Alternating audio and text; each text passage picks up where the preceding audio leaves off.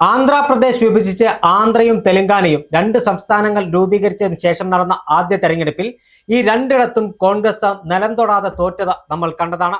ആന്ധ്രയിൽ YSR കോൺഗ്രസും തെലുങ്കുദേശം പാർട്ടിയും, തൊട്ടുപുറത്തെ തെലങ്കാനയിൽ തെലങ്കാന രാഷ്ട്ര സമിതിയും, അതായത് ഇപ്പോഴത്തെ BRSഉം ഉയർത്തിയ വെല്ലുവിളിക്ക് മുന്നിൽ പിടിച്ചു നിൽക്കാൻ കഴിയാതെ തോറ്റ് തുന്നമ്പാടിയ കോൺഗ്രസിന്റെ ദയനീയ ചിത്രം രാജ്യത്തെ വോട്ടർമാർ കണ്ടു, കോൺഗ്രസ് പ്രവർത്തകർ കണ്ടു.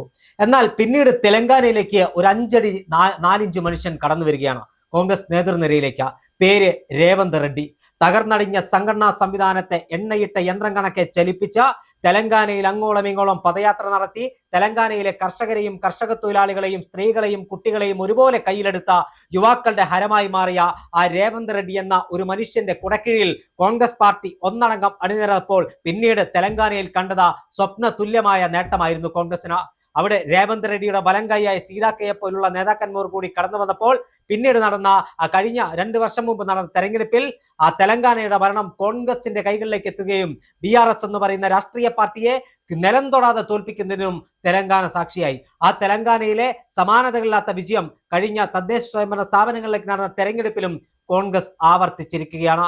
സോണിയാഗാന്ധിയുടെ ഒറ്റവാശിക്ക് മുമ്പിൽ ആന്ധ്ര വിഭജിച്ച തെലങ്കാനയും ആന്ധ്രയുമായി 2 സംസ്ഥാനങ്ങൾ രൂപം നൽകിയപ്പോൾ രാഷ്ട്രീയ നിരീക്ഷകന്മാർ എല്ലാം പറഞ്ഞു ആന്ധ്രയിലും തെലങ്കാനയിലും ഇനി കോൺഗ്രസിന് ഒരു തിരിച്ചുവരവ് ഉണ്ടാകില്ല എന്ന്. എന്നാൽ എല്ലാ ഭീഷണികളെയും പ്രതിബന്ധങ്ങളെയും തരണം ചെയ്ത തെലങ്കാനയുടെ ഭരണം കോൺഗ്രസിന്റെ കൈകളിലേക്ക് എത്തിക്കാൻ രേവന്ത് റെഡ്ഡി എന്ന 5 അടി 4 ഇഞ്ചുകാരന് കഴിഞ്ഞിട്ടുണ്ടെങ്കിൽ ഇപ്പോൾ ഇതാ തദ്ദേശ സ്വയംഭരണ സ്ഥാപനങ്ങളിലേക്കുള്ള തെരഞ്ഞെടുപ്പിലും മിന്നും വിജയമാണ് കോൺഗ്രസ് നേടിയിരിക്കുന്നത്. എന്താണ് കോൺഗ്രസ് വിജയത്തിന് പിന്നുള്ള ശക്തി? എന്താണ് രേവന്ത് റെഡ്ഡി മാജിക്? എന്താണ് കോൺഗ്രസ് ഇതിലൂടെ താഴെത്തട്ടുള്ള പ്രവർത്തകന്മാർക്ക് നൽകുന്ന സന്ദേശം? വിശദമായി പരിശോധിക്കാം.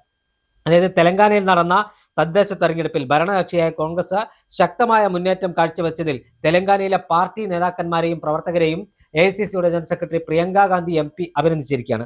അതായത് തുടർച്ചയായ പ്രചരണവും നഗര വോട്ടർമാരുമായുള്ള ഫലപ്രദമായ ഇടപെടലുമാണ് ഈ വിജയത്തിന് പിന്നിലെന്നാണ് പ്രിയങ്ക പറഞ്ഞിരിക്കുന്നത്.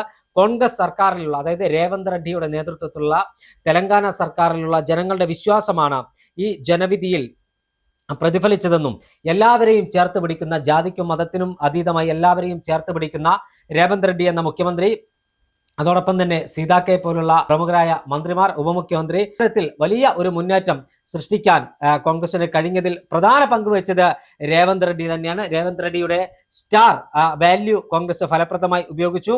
അതോടൊപ്പം തന്നെ മുനിസിപ്പൽ ഭരണം മെച്ചപ്പെടുത്തുന്ന നയങ്ങൾ, നേരത്തെ തന്നെ പല കാര്യങ്ങളും ഈ തെലങ്കാന മുഖ്യമന്ത്രി രേവന്ത് റെഡ്ഡി ജനങ്ങൾക്ക് ഉറപ്പു നൽകിയിരുന്നു. ഇതെല്ലാം അനുകൂലമായ വോട്ടായി മാറ്റിയിട്ടുണ്ട്. തെലങ്കാനയിലേക്ക് കഴിഞ്ഞ മാസങ്ങളിലെത്തിയ നിക്ഷേപങ്ങൾ, ക്ഷേമ പദ്ധതികളുടെ പുരോഗതി എന്നിവ മുഖ്യമന്ത്രി രേവന്ത് റെഡ്ഡി പ്രിയങ്ക ഗാന്ധിയെ ധരിപ്പിച്ചിട്ടുണ്ട്. അതോടൊപ്പം തന്നെ നഗരഭരണം ശക്തിപ്പെടുത്താനുള്ള പരിഷ്കാരങ്ങളും മുനിസിപ്പൽ ഭരണം മെച്ചപ്പെടുത്താനുള്ള നയങ്ങളെക്കുറിച്ചും പ്രിയങ്ക ഗാന്ധിയോട് ഈ കാര്യങ്ങൾ എല്ലാം രേവന്ത് റെഡ്ഡി സംസാരിച്ചു എന്നാണ് നമുക്ക് മനസ്സിലാക്കാൻ കഴിയുന്നത്. എന്തായാലും തെലങ്കാന കോൺഗ്രസിനെ സംബന്ധിച്ച ഒരു വിസ്മയമായ സംസ്ഥാനമാണ്. കാരണം കോൺഗ്രസിന് തെലങ്ക് രാഷ്ട്രീയത്തിലേക്ക് തിരിച്ചു വരില്ല എന്ന രാഷ്ട്രീയ നിരീക്ഷകരെല്ലാം വിധി എഴുതിയ തെലങ്കാനയുടെ മണ്ണിലേക്ക് ഒരു ഫിനിക്സ് പക്ഷിയെ പോലെ കോൺഗ്രസ് ചാരത്തിൽ നിന്ന് കടന്നു വരുന്ന നമുക്ക് കാണാൻ കഴിഞ്ഞത്.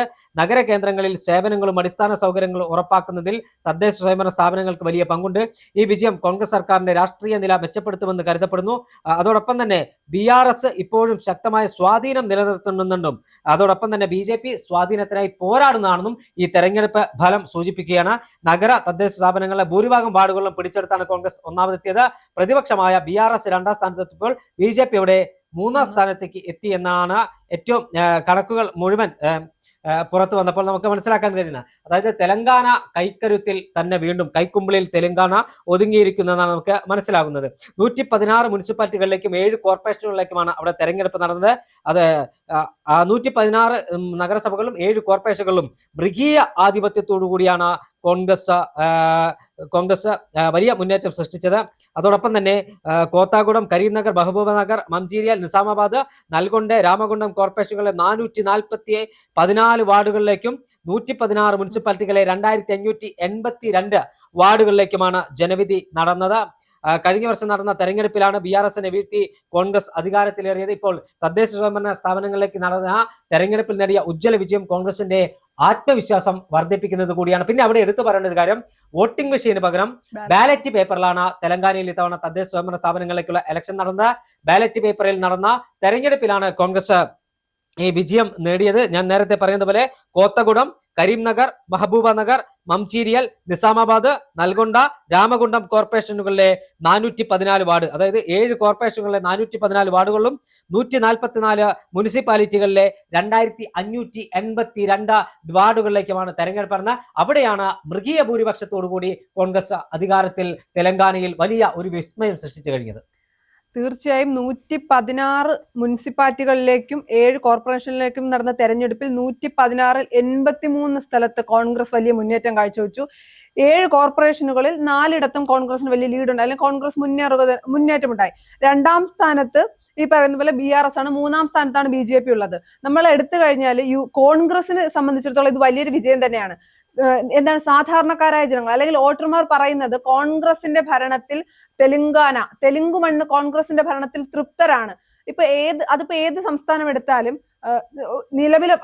നിലവിലെ സർക്കാരിന് ചില സാഹചര്യങ്ങളിൽ നിലവിലെ സർക്കാരിന് അനുകൂലമായാണ് വരുന്ന തദ്ദേശ സ്ഥാപനങ്ങളിലേക്കുള്ള തെരഞ്ഞെടുപ്പിന്റെ ഫലം സൂചിപ്പിക്കുന്നതെങ്കിൽ ആ സംസ്ഥാനത്തെ ജനങ്ങൾ പൂർണ്ണ തൃപ്തരാണ് എന്നാണല്ലോ. അങ്ങനെ നോക്കുമ്പോൾ തെലങ്കാനയിൽ കോൺഗ്രസ് സർക്കാരിനെ അല്ലെങ്കിൽ രേവന്ത് റെഡ്ഡിയുടെ ടീമിനെ ജനങ്ങൾക്ക് ഇഷ്ടമാണ്, അല്ലെങ്കിൽ തെലങ്കാനക്കാർ ആ ഭരണത്തിൽ തൃപ്തരാണ് എന്നുള്ളതാണ്. പിന്നെ നമുക്കറിയാം ചേട്ടാ, കോൺഗ്രസിന് അധികാരമില്ല, കേന്ദ്രത്തിൽ അധികാരമില്ല, BJP ആണ്. എന്നിട്ടും BJPയുടെ 3ാം സ്ഥാനത്താണ്. അപ്പൊ തെലങ്കാനയുടെ മണ്ണിൽ കേരളത്തിൽ നമ്മൾ പറയാറുണ്ട് BJPക്ക് അക്കൗണ്ട് തുറക്കുക, അല്ലെങ്കിൽ BJPക്ക് വലിയൊരു ശക്തിയാകാൻ അത്ര എളുപ്പമല്ലെന്ന്.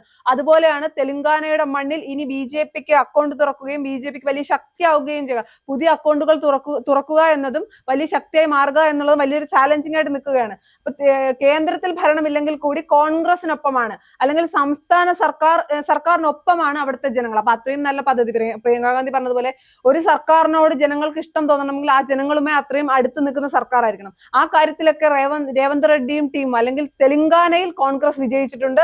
അത് BJP കിട്ടിയ കനത്ത തിരിച്ചടിയാണ്. കേന്ദ്രത്തിൽ അധികാരത്തിൽ ഇരുന്നിട്ട് പോലും 2ാം സ്ഥാനത്ത് പോലും എത്താൻ കഴിയാത്ത ഒരു അവസ്ഥ എന്ന് പറയുന്നത് BJPയെ സംബന്ധിച്ചിടത്തോളം മുഖത്തേറ്റ അടി തന്നെയാണ് ഈ തെരഞ്ഞെടുപ്പ് ഫലം. തീർച്ചയായും തെലങ്കാനയുടെ മണ്ണിൽ വിപ്ലവകരമായ തെരഞ്ഞെടുപ്പ് വിജയമാണ്, വിസ്മയകരമായ തെരഞ്ഞെടുപ്പ് വിജയമാണ് കോൺഗ്രസിന് ഉണ്ടായിരിക്കുന്നത്. കോൺഗ്രസിന്റെ ഈ വിജയം വലിയ പ്രതീക്ഷയോട് കൂടിയാണ് ദേശീയ നേതൃത്വം കാണുന്നത്. കാരണം രേവന്ത് റെഡ്ഡിയുടെ നേതൃത്വത്തിലുള്ള സർക്കാരിനെതിരെ വികാരമില്ല, സർക്കാരിനെതിരായ ജനവികാരം അവിടെ ഇല്ല, തെലങ്കാനയിൽ ഇല്ല എന്നതിന്റെ നേർസാക്ഷ്യം കൂടിയാണ് ഈ തെരഞ്ഞെടുപ്പ് വിജയം. അതോടൊപ്പം തന്നെ രേവന്ത് റെഡ്ഡി എന്ന മുഖ്യമന്ത്രി ജനങ്ങൾക്ക് വിശ്വാസമുണ്ട്. രേവന്ത് റെഡ്ഡി നടപ്പിലാക്കിയ വികസന പ്രവർത്തനങ്ങൾ, ക്ഷേമ പദ്ധതികൾ, ഇതെല്ലാം ജനങ്ങൾ വിശ്വസിക്കുന്നുണ്ട് എന്നതിന്റെ തെളിവ് ആയി കൂടി നമുക്ക് ഈ വിജയത്തെ വിലയിരുത്താൻ സാധിക്കും.